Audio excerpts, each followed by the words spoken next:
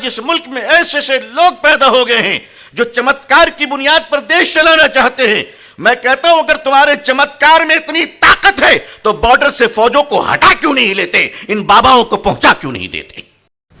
ہر شخص کو اور ہر بچے کو عالم بنانا اور مفتی بنانا, حافظ بنانا نہ فرض ہے نہ واجب ہے, کچھ نہیں ہے, لیکن ہاں یاد رکھیں ہر بچے کو مسلمان بنانا یہ ضروری ہے ہمارے لیے. اس ملک میں جو آپ کا سفر چل رہا ہے اور یہ ملک جس رخ پر جا رہا ہے, اس ملک کو سنبھالنے کی ذمہ داری کیا ہماری اور آپ کی نہیں ہے؟ کیا یہ ملک ہمارا نہیں ہے؟ کیا اس ملک کو مدرسوں نے نہیں سنبھالا؟ علی گڑھ مسلم یونیورسٹی نے نہیں سنبھالا؟ جامعہ ملیہ اسلامیہ نے نہیں سنبھالا؟ کیا اس ملک میں مسلمانوں کی قربانیاں نہیں ہیں؟ کیا علماء کی قربانیاں نہیں ہیں؟ دانشوروں کی قربانیاں نہیں ہیں؟ کیا اس ملک میں اے پی جے عبدالکلام کی قربانی نہیں ہے؟ لیکن ان سب کے باوجود آپ کو اس لیے فراموش کیا جا رہا ہے کہ یاد رکھیے گا کہ جب آپ سیاست سے کنارے ہو جائیں گے تو ایک زمانہ آئے گا جب سیاست بھی آپ کو کنارے کر دے گا. کسی سبجیکٹ کو آپ کو چھوڑنا نہیں ہے. اس ملک کو پہلا ایجوکیشن منسٹر وزیر تعلیم کس نے دیا؟ یہ تو الگ بات ہے کہ ایسے ایسے لوگ آ کر بیٹھ گئے جن کو قلم بھی پکڑنا آتا نہیں تھا. ایسے ایسے لوگ بیٹھ گئے, لیکن پہلا ایجوکیشن منسٹر, پہلا وزیر تعلیم جس نے اس ملک کو آئی آئی ٹی دی, جس نے اس ملک کو ایمز کا ویژن دیا, جس نے اس ملک کو پلاننگ کمیشن کے تھاٹس دیے, جس نے اس ملک کو ایجوکیشن کی بلندی اور معراج پر پہنچایا, جس نے اس ملک کو یونیورسٹیز کے سلیبس طے کروائے اور راستے تیار کیے, جس نے اس ملک کو آگے کی راہیں اور صدیاں گزارنے کی ترکیب سکھائی, وہ کون تھا؟ ہر ایماندار بولنے پر مجبور ہو جائے گا کہ وہ ایک مدرسے کا طالب علم مولانا ابوالکلام آزاد تھے.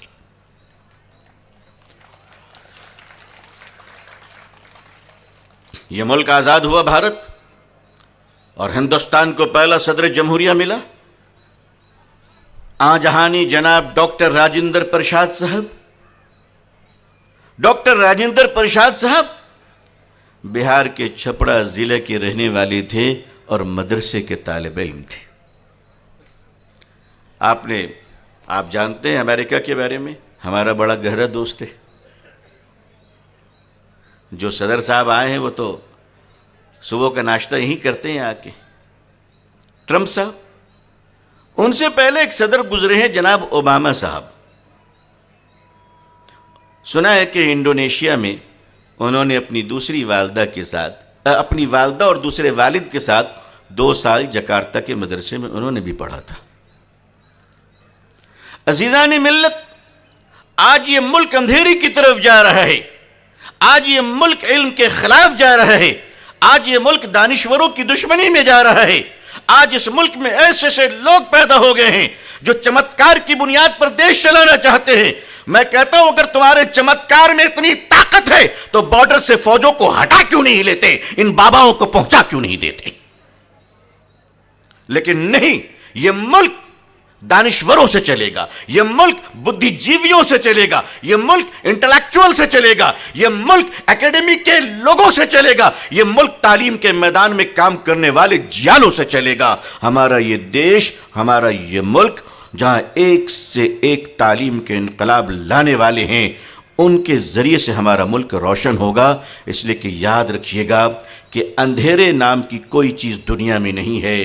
اصل میں اندھیرا کہتے ہیں روشنی کی غیر موجودگی کا نام اندھیرا ہے. جب اندھیرا پھیل جائے تو اس کا علاج صرف چراغ جلانے ہوتے ہیں. ہمارا یہ ملک ہندوستان مسلمانوں کی طرف دیکھ رہا ہے, مسلمانوں کی دانشوروں کی طرف دیکھ رہا ہے, مسلم مالداروں کی طرف دیکھ رہا ہے, مسلم قیادت کی طرف دیکھ رہا ہے, مسلم اہل علم کی طرف دیکھ رہا ہے کہ جب یہ ملک اندھیرے میں جا رہا ہے تو اے مسلمانوں, تم محبت کے وہ چراغ جلا دو جس سے یہ ملک روشن ہو جائے. فالکون جیسے ادارے اور اس جیسے سینکڑوں ادارے جو اس ملک میں کام کر رہے ہیں, وہ صرف ملت کے لیے نہیں بلکہ وہ ہندوستان کی نسلوں کے لیے کام کر رہے ہیں۔ اللہ تعالیٰ انہیں آباد رکھے اور آپ کو بھی آباد رکھے۔ ہم جس نبی کے ماننے والے ہیں، نبی کریم صلی اللہ علیہ وسلم، آپ صلی اللہ علیہ وسلم نے ایک جماعت تیار فرمائی تھی۔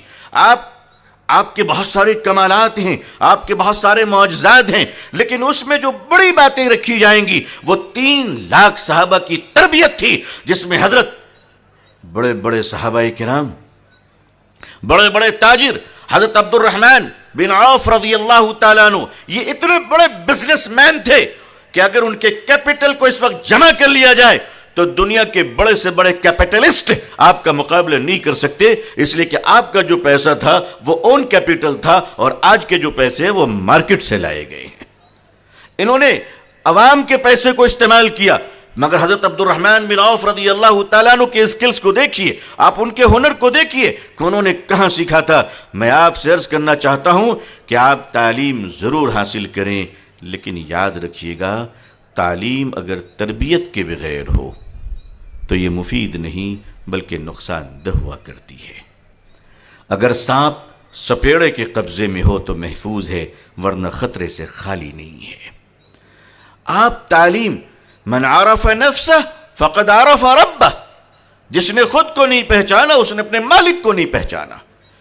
اب ایک سوال اٹھتا ہے کہ دنیاوی تعلیم کسے کہتے ہیں اور دینی تعلیم کسے کہتے ہیں؟ دیکھیے، ہر وہ تعلیم دنیاوی ہے جس سے آدمی اپنے مالک کو نہ پہچان سکے، ہر وہ تعلیم دینی ہے جس سے آدمی اپنے پیدا کرنے والے رب کو پہچان سکے۔ آپ جس لائن میں جا رہے ہیں، آپ انجینئر بن رہے ہیں، ڈاکٹر بن رہے ہیں، بیرسٹر بن رہے ہیں، پولیٹیشین ہیں، منسٹر ہیں، آپ جو کچھ بننا ہے بنے، لیکن بنتے ہوئے یاد رکھیے گا کہ آپ بندوں کے مالک نہیں ہیں بلکہ خدا کے بندے ہیں۔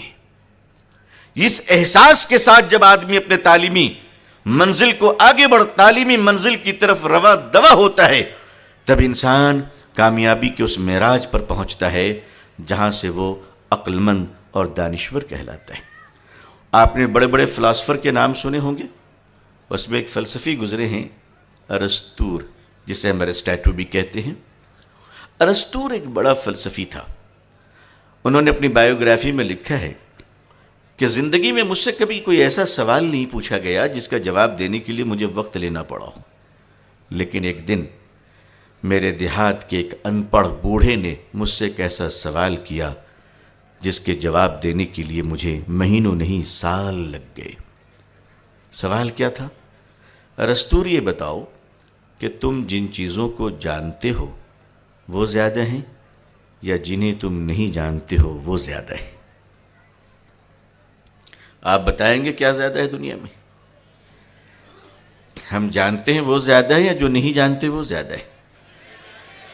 ارسطو نے جب مطالعہ شروع کیا تو دیکھا کہ وہ مچھلی کے ایک قسم کو جانتا ہے تو ہزاروں اقسام ایسے ہیں جسے وہ نہیں جانتا، پرندے کی ایک نسل کو جانتا ہے تو سینکڑوں نسلیں ایسی ہیں جسے وہ نہیں جانتا ہے، سیب کے ایک ذائقے کو وہ جانتا ہے تو دسیوں ذائقے دنیا میں ایسے ہیں جس سے وہ ناآشنا ہے۔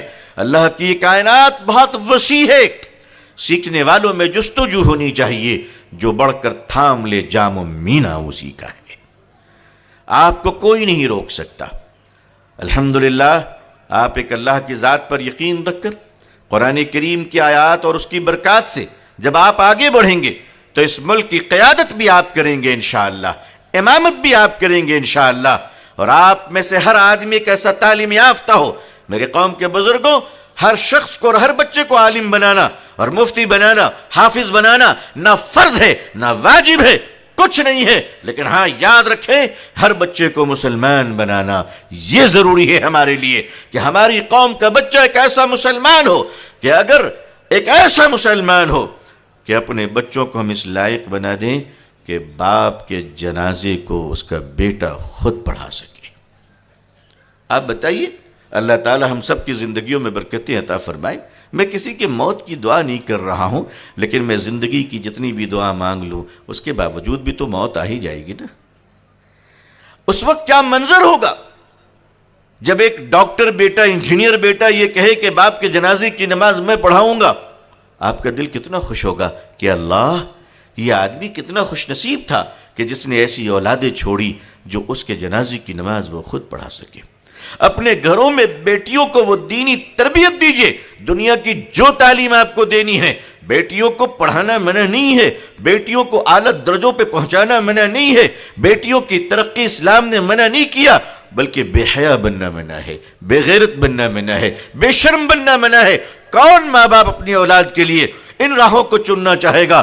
مگر مسلمان لڑکوں میں صلاحیت ہونی چاہیے کہ وہ مسجد میں نماز بھی پڑھا سکتا ہو، جنازے بھی پڑھا سکتا ہو، اور ہر مسلمان بیٹی میں یہ صلاحیت ہو کہ وہ اپنے گھر کے خواتین کی میتوں کو خود غسل دینے کے قابل بن جائے۔ یہ اسلام چاہتا یہ ہے کہ ہم میں حرام و حلال کی تمیز ہو۔ یہ جو عصری علوم، ماڈرن ایجوکیشن، یہ اللہ کی نعمت ہے، اسے نہ کل اگنور کیا جا سکتا تھا، نہ آج اگنور کیا جائے گا۔ ہاں کچھ دیر ضرور ہو گئی ہے، گاڑیاں بہت سی چھوٹ گئی ہیں، لیکن جو گاڑیاں آ رہی ہیں اب اسی میں سفر کیا جائے، جب جگے تب سویرا۔ میں شکر گزار ہوں اپنی قوم کے ایسے جیالوں کا، ایسے نوجوانوں کا، ایسے دانشوروں کا کہ جنہوں نے پوری ذمہ داری اپنے کاندھے پر لے کر اس مشن کو آگے بڑھایا ہے۔ اللہ تبارک و تعالی ملک میں اور دنیا میں ملت کے کام کرنے والے، دین کے کام کرنے والے، ملت اور ملک اور ہندوستان کی خوشحالی اور ہندو بھائی اور مسلمان بھائیوں کے درمیان محبت اور عافیت اور تعلقات کی خوشگواری کے لیے جو لوگ کام کرتے ہیں بڑے مبارک ہیں۔ اللہ ان کو سلامت رکھے، اللہ عافیت عطا فرمائے۔ بہت شکر گزار ہوں پوری انتظامیہ کا، پوری مینجمنٹ کا، آپ تمام حاضرین کا اپنی دعاؤں میں یاد رکھیے گا۔ اللہ پوری دنیا میں ہم سب کو اسلام اور مسلمانوں کی عزت دیکھنا نصیب فرمائے، اللہ نظر بس سے بچائے۔ بہت شکریہ۔ آخر دعوانا الحمدللہ رب العالمین، والسلام علیکم ورحمۃ اللہ وبرکاتہ۔